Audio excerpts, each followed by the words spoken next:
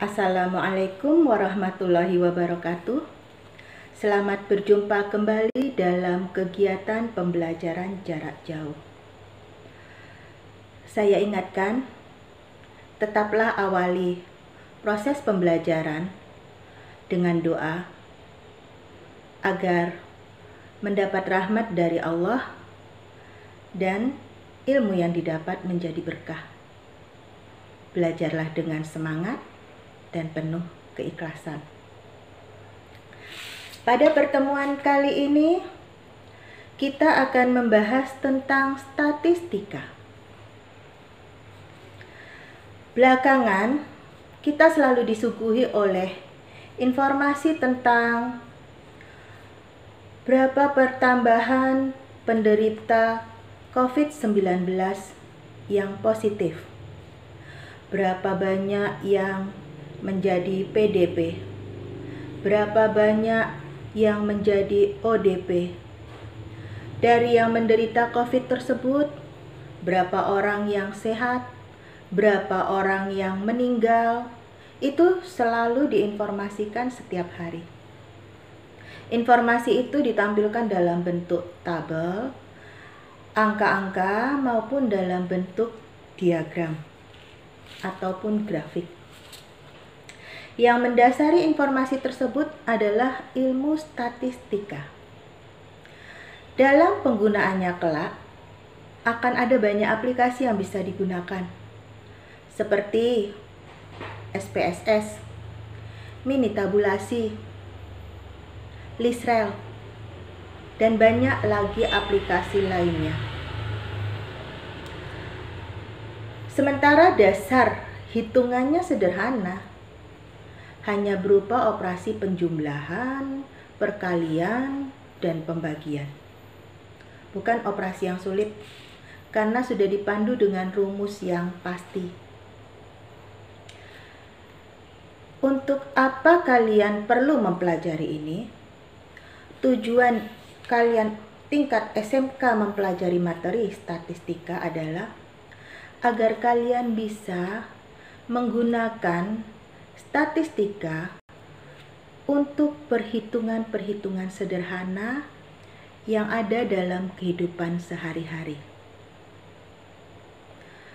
Misal, saya sebagai guru,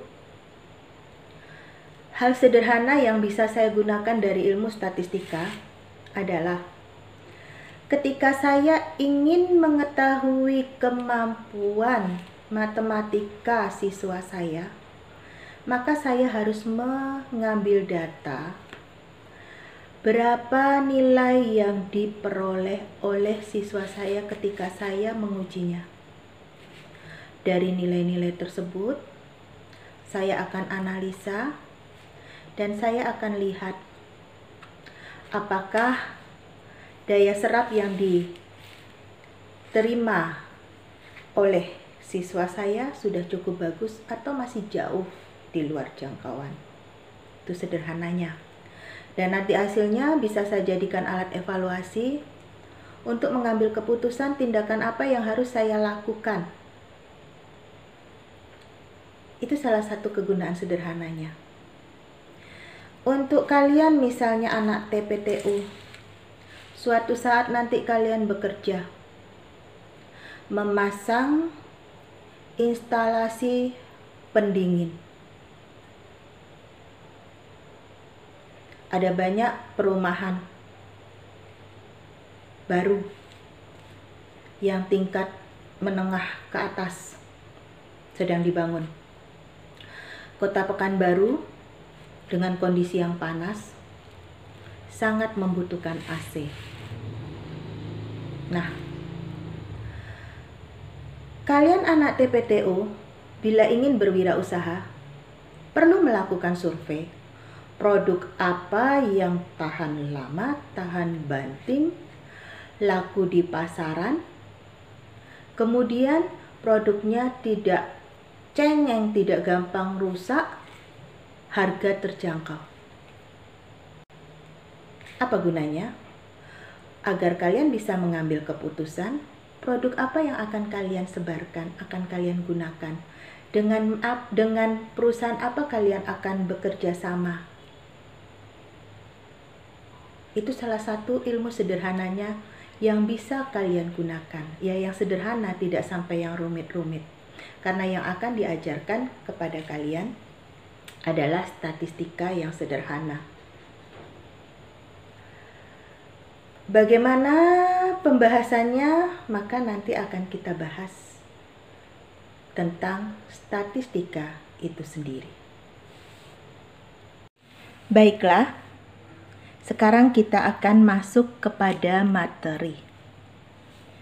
Apa itu statistika?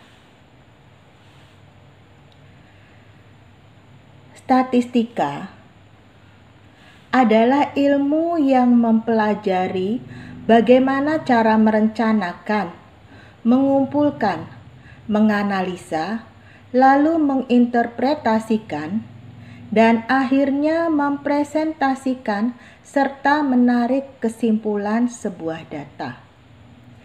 Jadi, dalam statistika terjadi proses pengumpulan data, penganalisaan, penghitungan, kemudian dari hasil penghitungan itu diartikan, kemudian dideskripsikan sehingga nanti bisa diambil sebuah kesimpulan. Kemudian, apa tujuan dari statistika? Yang pertama, ya seperti yang saya sebutkan tadi, untuk membuat deskripsi atau menjelaskan data.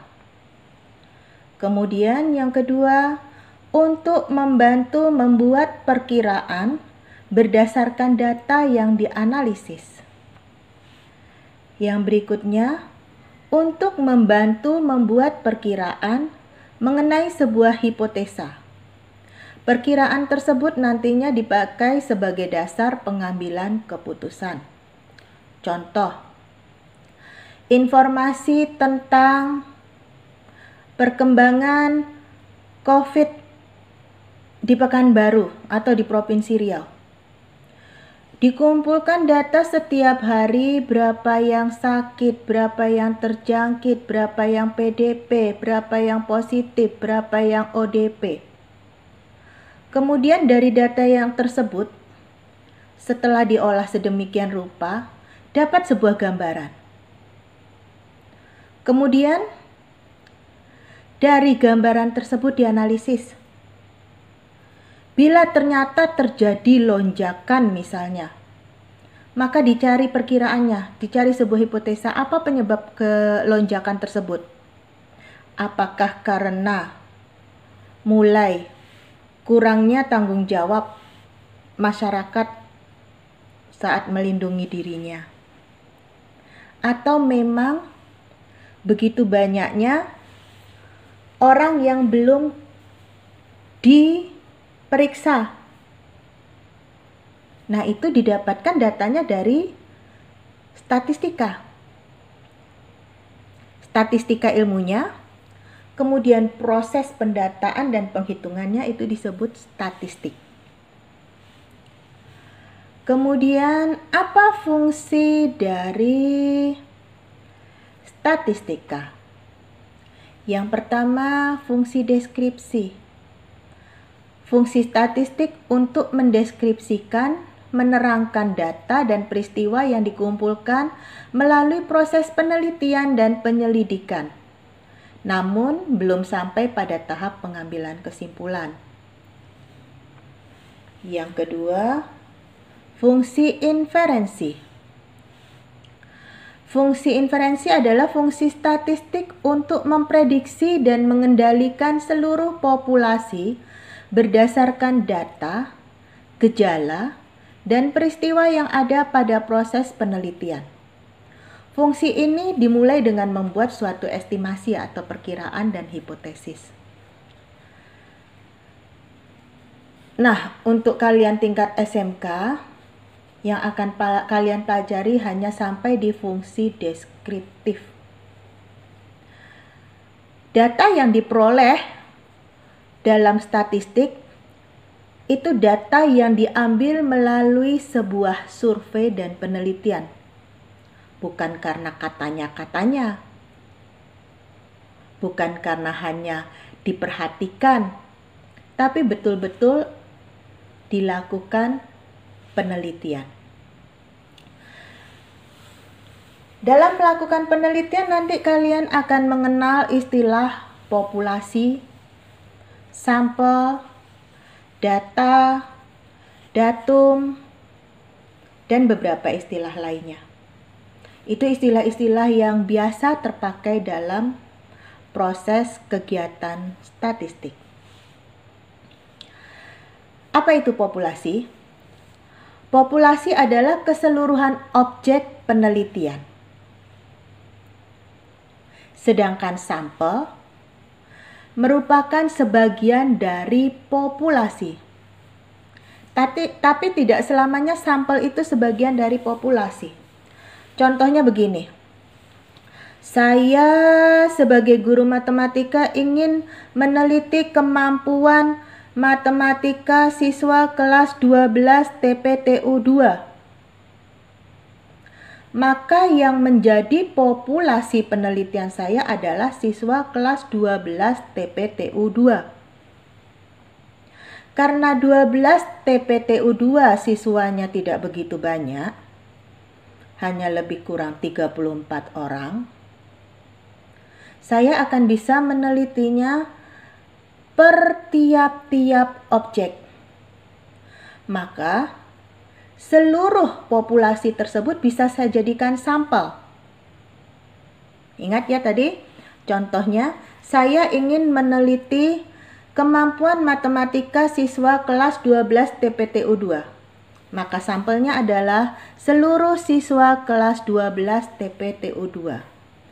Karena siswa kelas 12 TPTU 2 tidak begitu banyak, maka saya bisa menjadikan seluruh anggota siswa kelas 12 TPTU 2 tersebut menjadi sampelnya.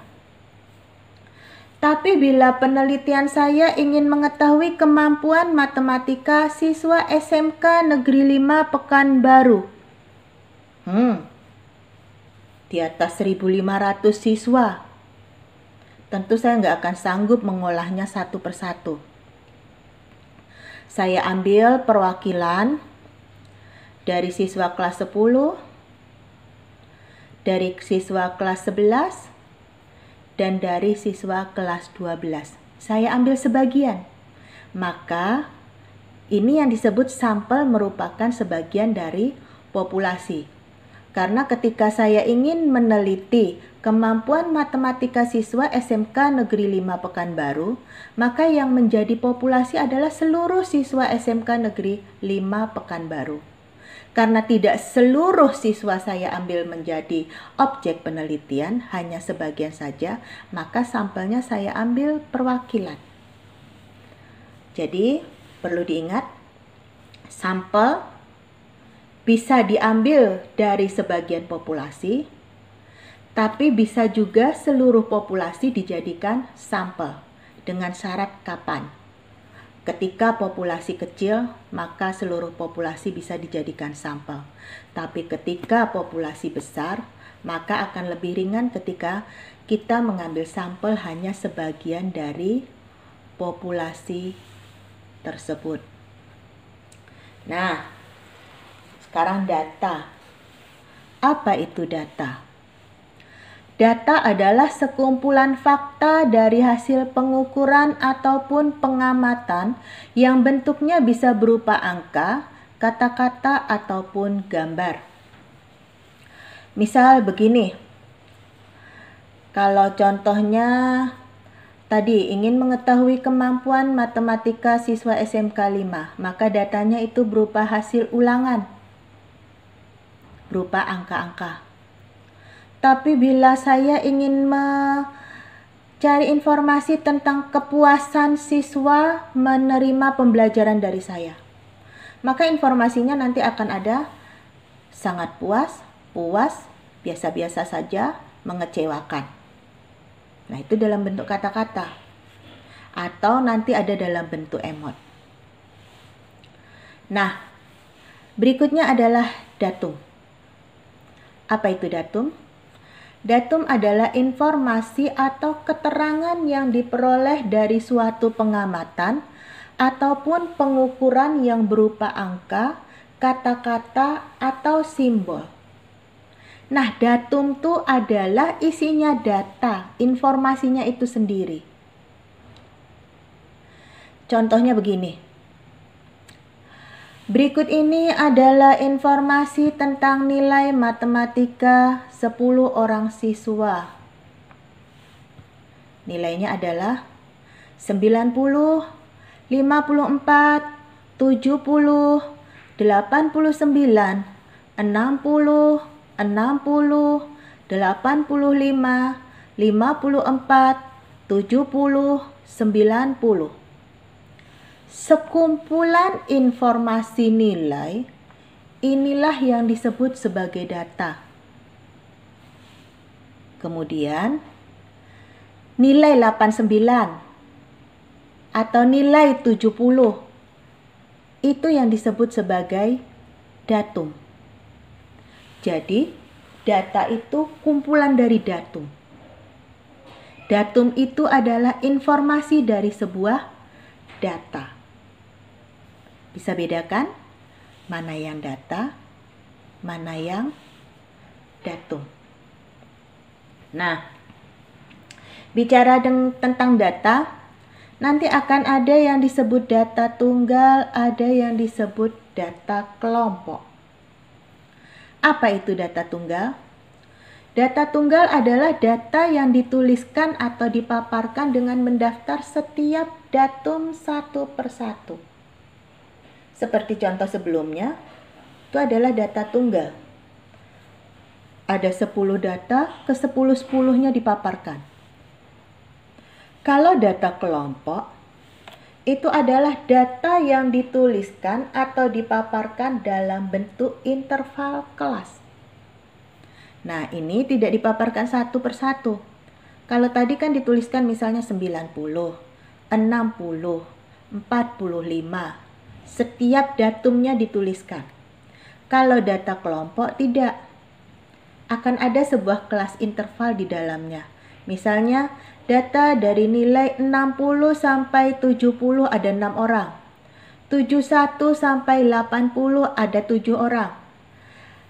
81 sampai 90 ada 4 orang. Ada interval.